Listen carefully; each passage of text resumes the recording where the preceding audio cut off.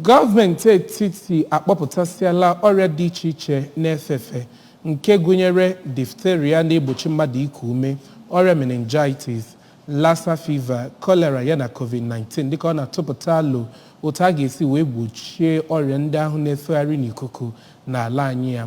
Mgbe ọ na-agwa ndị nta akụkọ okwu ka e nwesịrị ọgbakọ ịkọwa ebe asụrasụ detere ọdụ banyere nzaghachi oku megide COVID-19 na ngalaba nleta ahụike ka minista na-ahụ maka ezi ọnọdụ ahụike bụ Dr. Saje Ehanire kọwara ọrịa diphtheria dịka ọrịa a ga-egbochi nwa egbochi site n'ịgba ọgwụ mgbochi ọrịa otu o wee kwesị.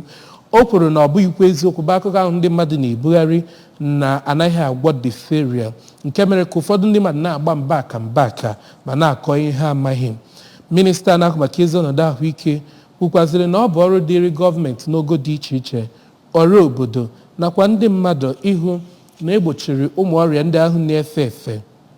Mgbe ọ na-ekwu okwu ka onye njikwa direktọ na-ahụ maka nhazi na ọnụọgụ na ya bụ ụlọọrụ ejensi na-ahụ maka mmepe nke nleta ahụike n'ogo nta bụ Dr. Garuba Bulama, o kwuru na ala anyị a bụ n'obi na tupu eruo abalị 20 nke ọnwa Jenụwarị afọ 2023 a ga-agbazugo ọgwụ mgbochi ọrịa megide ọrịa na-efe efe n'ogo pasentị 70, mana ka ọ dị ugbu a agbaala ọgwụ ahụ n'ogo pasentị 56.2 dịka a na-agbakwazi wee na-aga n'ihu.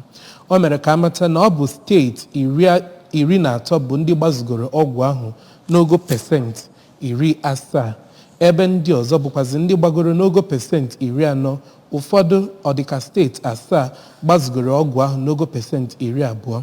Director General ogige na-ahụ maka igbochi ọrịa na-efe efe n'ala anyị NCDC Dr. Efe-Efe Adetifa nke onye nọchitere anya ya bụ Director na-ahụ maka ọrụ pụrụ iche bụ Dr. Priscilla Ibekwe gwara ụmụafọ Naịjirịa ka ha nye aka wee buo agha megide ọrịa ndị ahụ. Dr. Deborah Bitrus Ogeghere nke ngalaba na-ahụ maka ụlọọgwụ dị iche iche n'okpuru ministri ahụ kwuru na site na njikọ aka n'ọrụ otu ejensi dị iche iche a na-enye aka wee na-ebu agha megide COVID-19 na ọrịa ndị ọzọ dịka ewekwaziri ego ndokwuba ahụ maka ndị nleta ahụike ndị rụrụ ọrụ pụrụ iche n'igbochi COVID-19 wee na-azụkwazi ndị mmadụ ka e wee gbochie ọrịa ndapụta ọbụla n'ime ala anyị ya.